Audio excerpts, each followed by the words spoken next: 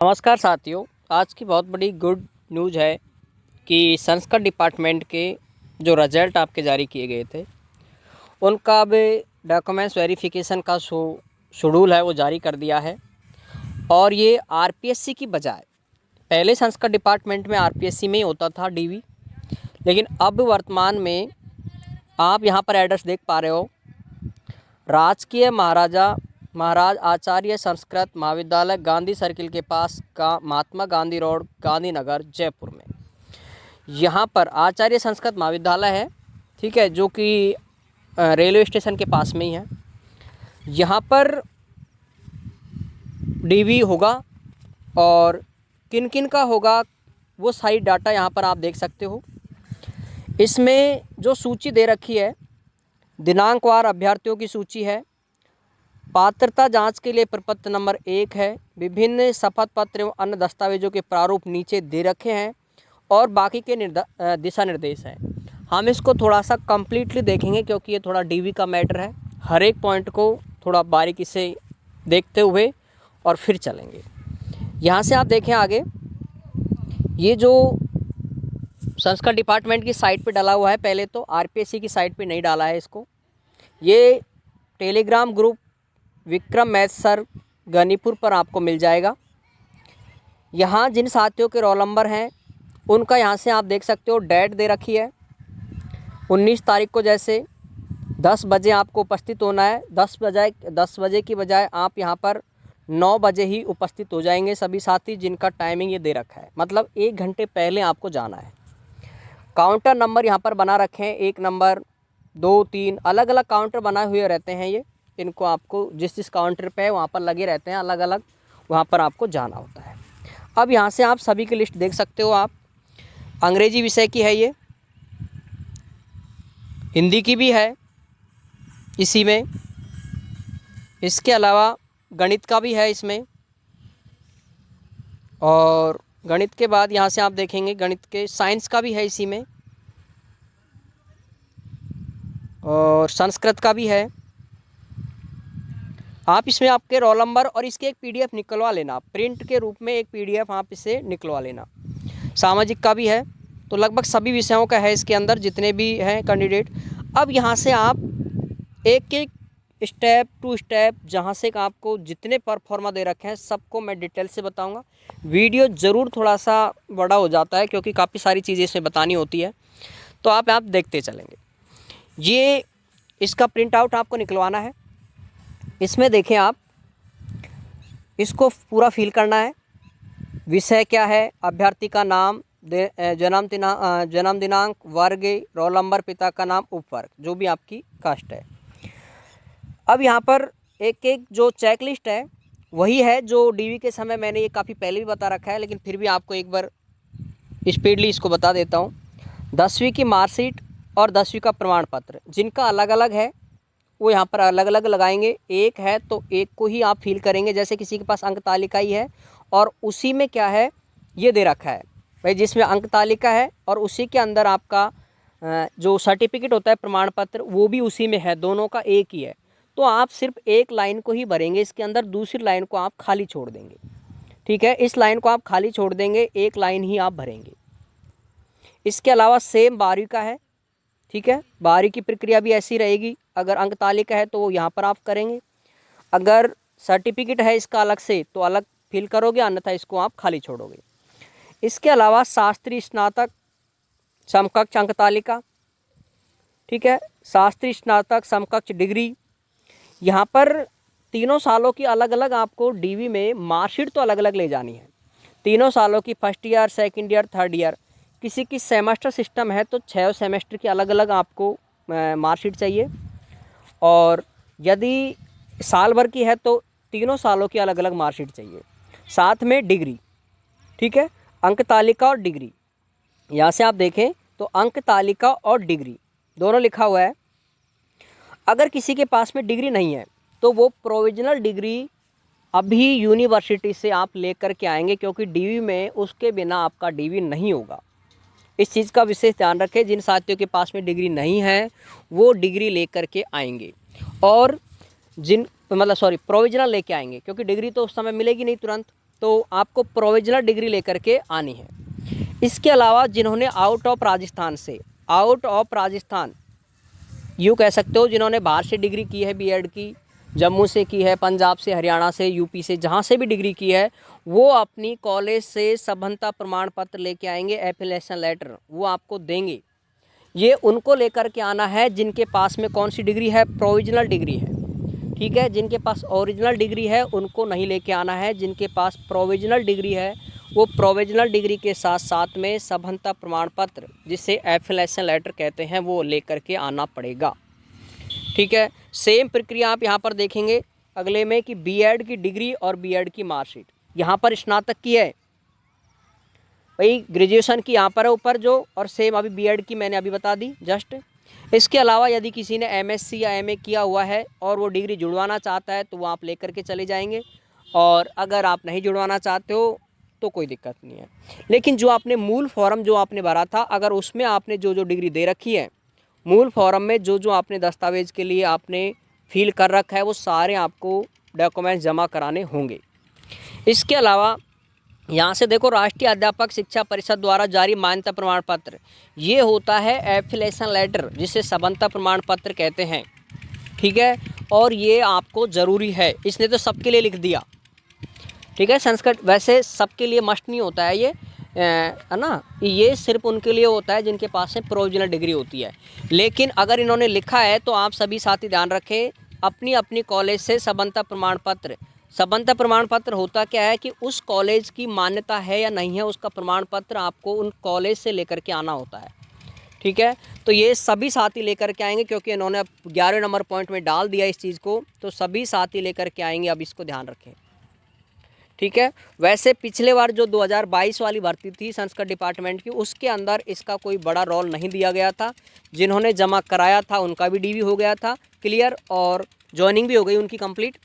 लेकिन इन्होंने इस साल अब जो आपका 2024 वाली भर्ती है उसमें इस चीज़ को क्लियर लिखा है, तो सभी साथी इसको अपनी कॉलेज से अविलंब प्राप्त कर लें। ठीक है, इसके अलावा मूल निवास है, जो भी आपको, जो आपने मूल फॉर्म में जो आपने एड्रेस भरा था उसका होना चाहिए। जाति प्रमाण पत्र पिता के नाम का होना चाहिए, जाति प्रमाण पत्र पिता के नाम का, चाहे वो विवाहित हो चाहे अविवाहित हो। ठीक है, महिला पुरुष कोई भी हो, जाति प्रमाण पत्र पिता के नाम का ही वैलिड होगा।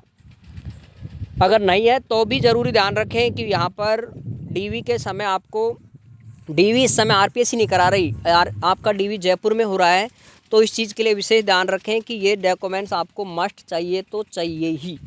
अब आप ये कहें कि भाई किसी के पास में कि जाति प्रमाण पत्र नहीं है, तो ध्यान रखें डीवी में आपको 7 दिन के लिए वो समय देंगे। 7 दिन में आपने जमा करा दिया तो ठीक है, अन्यथा फिर डीवी से वो बाहर कर देंगे। इस चीज़ का विशेष ध्यान रखें। यहाँ पर विवाह पंजीकरण, जिनका विवाह हो चुका है, कब की बात कर रहे हैं ये, कि जब आपने फॉर्म भरा था उस समय से पूर्व आपका विवाह हो चुका है, तो आप विवाह पंजीकरण प्रमाण पत्र ज़रूरी है लगाना। और यदि आपका भी रिसेंटली शादी हुई है और आपका अगर बन गया है तो लगा देंगे, नहीं बना है तो कोई मस्ट नहीं है। यहाँ पर विशेष योग्यजन के लिए सक्षम अधिकारी द्वारा प्रमाणित पत्र, ये उनके लिए होता है जो कि इस कैटेगरी में आ रहे हैं, उनका एक प्रमाण पत्र होता है। विधवा होने के लिए पति का मृत्यु प्रमाण पत्र, अगर कोई महिला विधवा कैटेगरी से उसने अपना फॉर्म फिल किया है तो उसके लिए मस्ट जो मेन डॉक्यूमेंट है वो है पति की मृत्यु का प्रमाण पत्र। इसके अलावा तलाकशुदा यदि कोई महिला है तो उसके लिए मेन जो डॉक्यूमेंट है वो है डिक्री। ठीक है, इसके अलावा यहाँ पर आप देख रहे हो 18 नंबर के कॉलम में कोई भूतपूर्व सैनिक है तो उसके लिए पेंशन डायरी, पीपीओ डायरी या दोहरा लाभ नहीं होने का शपथ पत्र, ये आप शपथ पत्र अलग से बनवा लेना, जहाँ भी ये होते हैं तहसीलों में जो बनते हैं इनमें, कि दोहरा लाभ नहीं लेने का एक एफिडेविट आपको बनवाना होगा। अंतिम संस्था का चरित्र प्रमाण पत्र, जहाँ से भी आपने रेगुलर डिग्री प्राप्त की है, चाहे आपने बीएड रेगुलर की हो, चाहे आपने एमएससी रेगुलर की हो, एमए रेगुलर की हो, जो भी आपने डिग्री रेगुलर की है वहाँ से आपको अंतिम संस्था का चरित्र प्रमाण पत्र ओरिजिनल लेके आना है। ध्यान रखें ये ओरिजिनल ही चाहिए। इसके अलावा 2 राजपत्रित अधिकारियों के शपथ पर, ये 2 राजपत्रित अधिकारियों के चरित्र प्रमाण पत्र, ये 2 राजपत्रित अधिकारी जैसे अपन वो जो बनाते हैं चरित्र प्रमाण पत्र 1-1 रुपये वाले, इनके फॉर्मेट भी आपको टेलीग्राम ग्रुप पे मिल जाएंगे। इसके अलावा आगे आप 21 नंबर कॉलम पे आप देखें, हर एक कॉलम को एक एक को पढ़ना है, क्योंकि यही आपके काम के हैं। एक एक चीज़ वहाँ पर जांच होती है डीवी में, क्योंकि आरपीसी डीवी नहीं कर रही है आपका इस समय।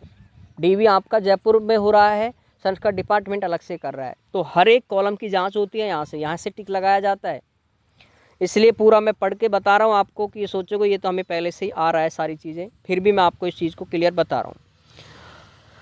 ये हो गया। 21 नंबर पे देखें आप, अभ्यर्थी द्वारा प्रस्तुत दस्तावेजों में कोई दस्तावेज सूचना असत्य मिथ्या पाए जाने के संबंध में शपथ पत्र। इसका प्रारूप नंबर 1 दे रखा है, वो भी आप सारे जो फॉर्मेट हैं ये 1 2 3 जितने भी दिखा रखे हैं प्रपत्र सब आपको देखने को मिल जाएंगे।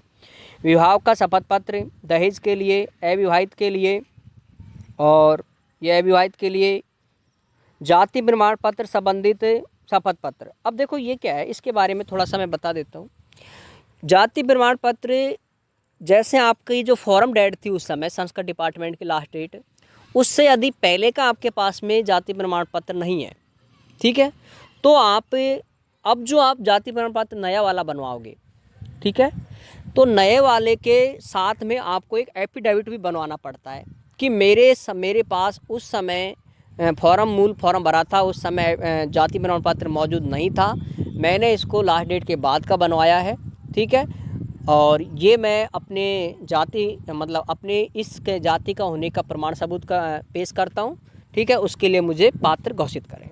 ये आपको एक शपथ पत्र बनवाना ही पड़ेगा। यदि किसी ने जैसे ये केस ज़्यादातर ईडब्ल्यूएस वालों के लिए, ओबीसी वालों के लिए ज़्यादा रहेंगे, क्योंकि उनका जो ये रहता है, जो जाति प्रमाण पत्र की वैलिडिटी वो 1 साल की रहती है, और ओबीसी वाले की आप रिन्यू भी करा सकते हैं 3 साल, और ईडब्ल्यूएस की भी होती है रिन्यू, वो आप यदि नहीं करवाते हैं तो ये काम आपको करवाना होगा, ठीक है। 26वें कॉलम पे आप देखें, ईडब्ल्यूएस वाले के लिए अलग से कह रखा है इनकम सर्टिफिकेट, इनकम एवं असेट सर्टिफिकेट की वैधता हेतु, ठीक है। अभी फॉर्मेट देख लेंगे आप प्रपत्र नंबर 8 में इसको। संतान संबंधित घोषणा पत्र बहुत इंपॉर्टेंट है। विशेष रूप से जो जांच की जाती है डीवी में वो है संतान से रिलेटेड वाले, इसकी जांच विशेष रूप से होती है। धूम्रपान नहीं करने के लिए संविधान की शपथ, विधवा परित्यक्त, पुनर्विवाह नहीं किए जाने के संदर्भ में, यहाँ पर आप देख रहे हैं पुनर्विवाह नहीं किए जाने के लिए भी एक घोषणा पत्र है, और विस्तृत आवेदक पत्र में हस्ताक्षर पूर्ण प्रविष्टियाँ भर दी गई है। आपने ऑनलाइन सभी साथियों ने विस्तृत आवेदक फॉर्म भरा होगा, उस विस्तृत आवेदक फॉर्म की PDF के 2 प्रिंट आपको निकलवाने हैं, वो निकलवाए भी होंगे, 2 की जगह आप 3 निकलवा लेना, और उसको एक अगर आपकी कोई भी उसमें कोई त्रुटि रह भी गई हो तो उसको आप हाथ पेन से भर लेना, ठीक है। ऐसा नहीं है कि कोई वहाँ पर आपने कोई गलती से रह गई हो कोई कॉलम, तो वो आप अपने पेन के से भी कर सकता है, ठीक है। तो अब इसमें धूम्रपान नहीं करने के प्रतिबंध ये हो गया।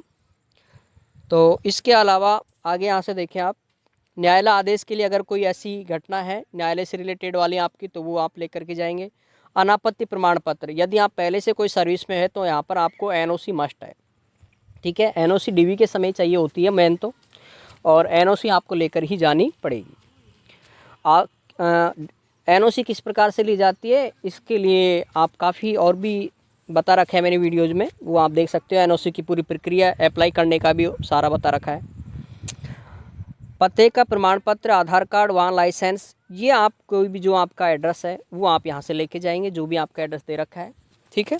कोई भी वैलिड डॉक्यूमेंट आप लेकर के जाएँ, वही डॉक्यूमेंट लेकर के जाएं, ध्यान रखें जिसमें आपका नाम स्पेलिंग मिस्टेक नहीं हो, ठीक है, सारी चीज़ सही हो तो उसी वाले को आप लेकर जाएं, चाहे वो आधार कार्ड हो, चाहे वो ड्राइविंग लाइसेंस हो, चाहे पैन कार्ड हो, राशन कार्ड हो आदि लिखा हुआ है तो इन चीज़ों में। अन्य दस्तावेज और दें, आवेदक के हस्ताक्षर यहाँ पर आपको करने हैं कंप्लीट।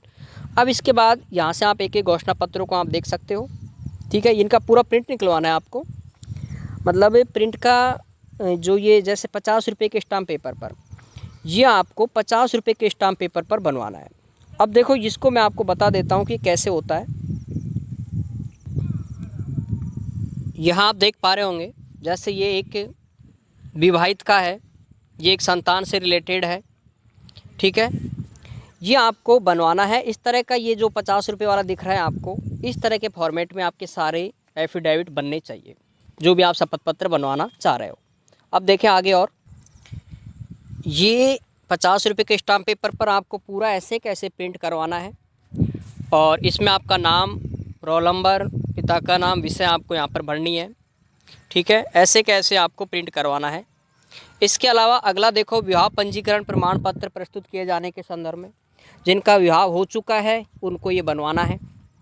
50 रुपये के स्टाम्प पेपर पर जिसमें लिखा हुआ है उसको आप 50 रुपये के स्टाम्प पेपर पर ही बनवाएंगे।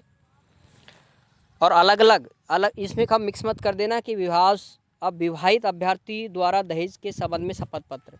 अगर जो विवाहित हो चुका है उसको ये बनवाना पड़ता है कि भाई उसने विवाह में दहेज नहीं लिया है, इसके लिए भी 50 रुपये के स्टाम्प पेपर पर आपको शपथ पत्र बनवाना है। अगला देखिए, इसमें विधवा अभ्यर्थी द्वारा दहेज के संबंध में शपथ पत्र, ये एक नया ही शुरू किया है, एक तरह से ये कह सकता हूँ मैं। ये पहले नहीं मांगती थी, नहीं आरपीएससी इसको मांगती है। विधवा अभ्यर्थी द्वारा दहेज का शपथ पत्र कि जब उसने शादी की थी उस समय का शपथ पत्र यहाँ पर मांग रहा है। ठीक है, तो इसको भी बनवाना है। जो जिस कैटेगरी को बिलोंग कर रहा है इसके अंदर वो उससे रिलेटेड ही शपथ पत्र बनवाए, ये नहीं कि अविवाहित भी विवाहित वाला शपथ पत्र बनवा रहा है, ऐसे ना करें। परिपक्वता अभ्यर्थियों के लिए है तो ये इसको ज़रूर बनवाएंगे वो जिस कैटेगरी को आ रहा है परिपक्वता वाले में। आगे देखेंगे अविवाहित अभ्यर्थियों के लिए, ये अविवाहित के लिए है, महिला पुरुष दोनों के लिए सेम नियम होते हैं। इसके अलावा आवेदक की अंतिम तिथि के उपरांत, अभी मैं बता रहा था कि आवेदक की अंतिम तिथि के उपरांत यदि आपका जाति प्रमाण पत्र में दिक्कत है, बाद में आपने बनाया है, तो उसके लिए भी आपको एक शपथ पत्र बनवाना है, वो भी 50 रुपये वाला स्टाम्प पेपर पर। इसके अलावा आगे देखें, आर्थिक कमज़ोर वर्गों ईडब्ल्यूएस के व्यक्तियों को जारी ये जो प्रमाण पत्र है वैधता वाला, इसके लिए आप यहाँ पर इसको आपको बनवाना है। इसके लिए देखो सामान्य कागज़ पर, अब इसमें क्लियर लिखा हुआ है ना ये बात, तो इसको आप सामान्य जो फोटोकॉपी वाले पेज होते हैं उसके अंदर, या फिर इसको सीधा इसको प्रिंट करवा लेना और इसके नाम इसमें डिटेल्स है वो पूरी भर करके आपको नीचे आपके साइन वगैरह करने हैं। ठीक है, कंप्लीटली इसको पढ़ लेना इसको। ठीक है, हर एक चीज कॉलम को जो भी इसमें दे रखा है, वैसे नॉर्मल कॉलम है, इसमें कोई वो नहीं है कि ये बता रहा है कि भाई मेरी वार्षिक आय 8 लाख रुपए से कम है, इसका वो प्रमाणित करता है।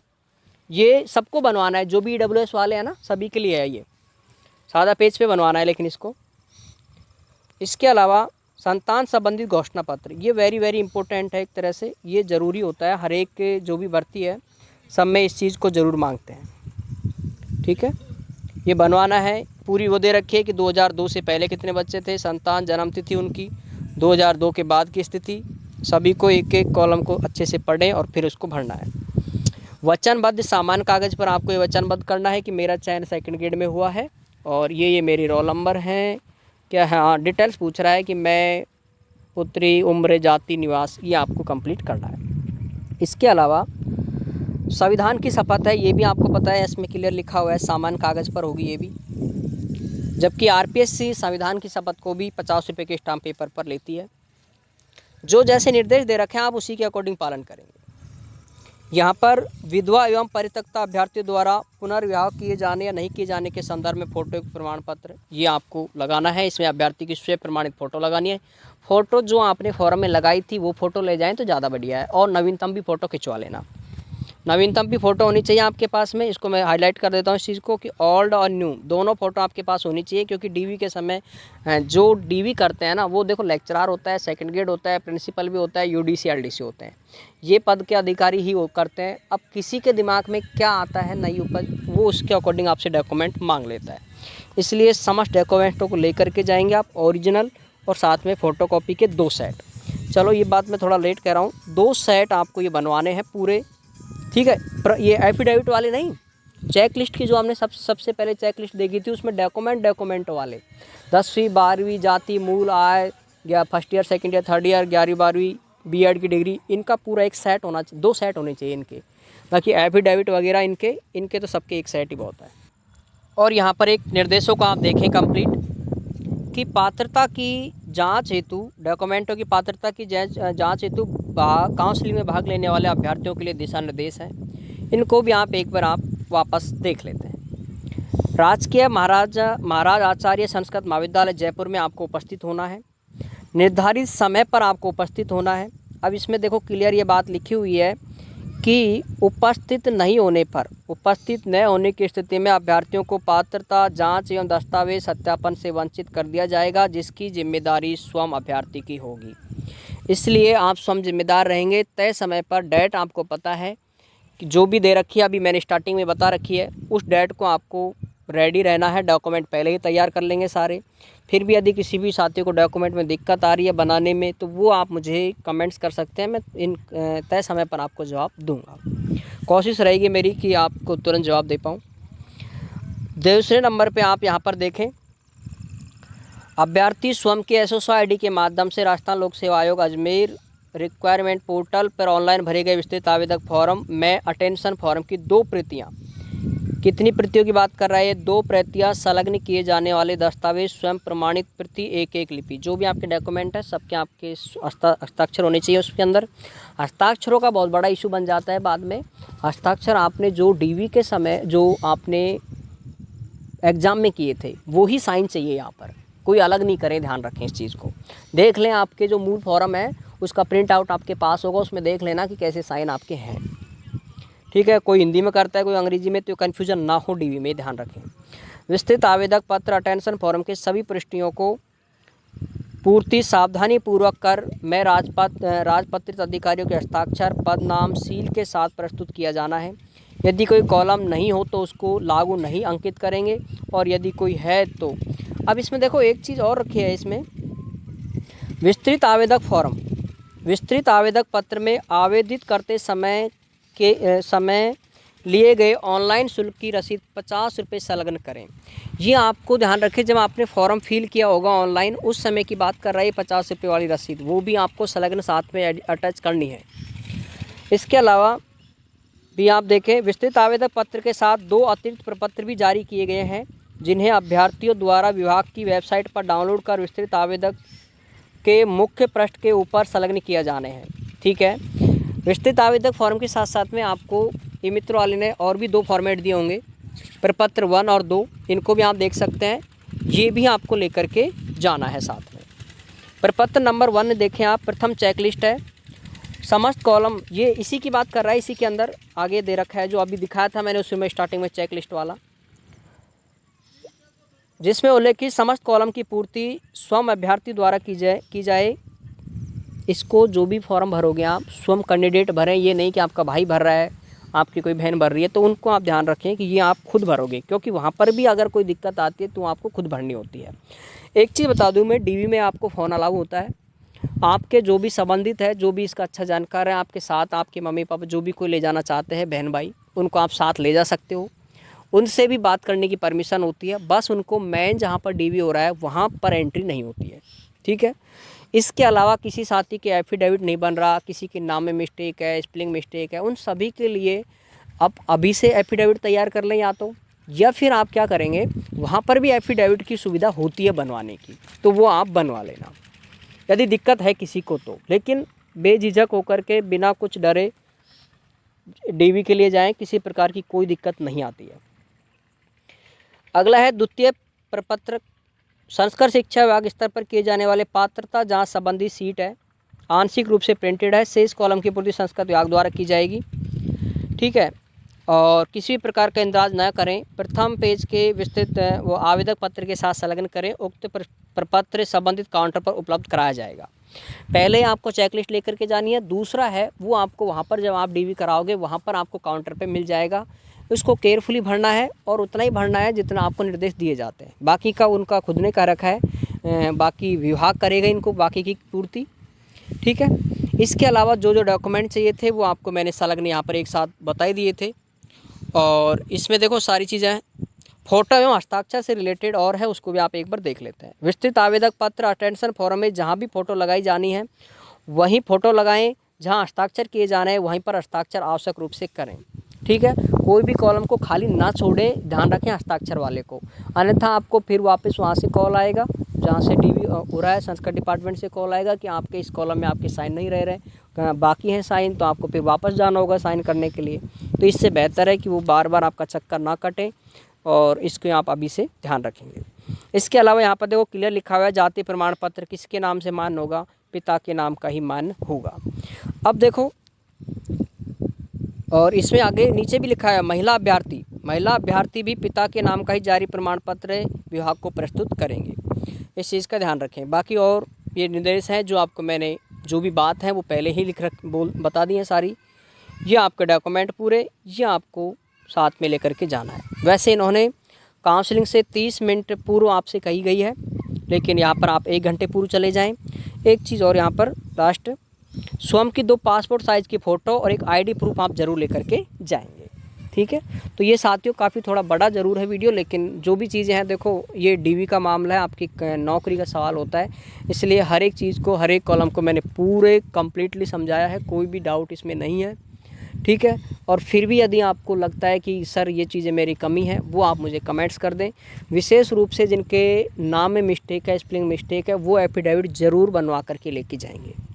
अगर जैसे 10वीं की मार्कशीट में भी दिक्कत है, 12वीं की में भी दिक्कत आ रही है, किसी में स्पेलिंग मिस्टेक में आ रही है, 2 मार्कशीटों में आ रही है, तो भी एक ही एफिडेविट में दोनों लाइन लिखवा सकते हो आप। ठीक है, मतलब 3-4 जगह भी गलती हो रही है, तभी भी आप एक ही एफिडेविट में सभी को संधारित करेंगे। और जो 50 रुपये के स्टाम्प पेपर पे बनवाने की बात कही है, उनको 50 पे बनवाएंगे, सादा पेज पे कही है उसको सादा पेज पे बनाएंगे। ठीक है, और सारे डॉक्यूमेंट आपके एक मतलब जैसे जाति हुआ, विशेष रूप से मूल हुआ, सारे डिजिटल होनी चाहिए, साल भर से ज़्यादा पुराने ना हो, ख़ासतौर से EWS और OBC वालों के। ठीक है, बाकी SC ST के तो जैसे 2016 वाला भी जाति प्रमाण पत्र वैलिड होता है। ठीक है, तो बाकी फिर भी कोई दिक्कत है तो वो आप मुझे कमेंट्स करें। कोशिश रहेगी मेरी कि जिस तरह से मैन RPSC का DV पिछले साल मैंने कंप्लीट कराया था मेरे सानिध्य में, इसी तरह से इसको भी पूरी कोशिश रहेगी कि किसी भी साथियों को कोई दिक्कत ना आए। ठीक है साथियों, जय हिंद, जय भारत, और सभी साथियों को ऑल द बेस्ट।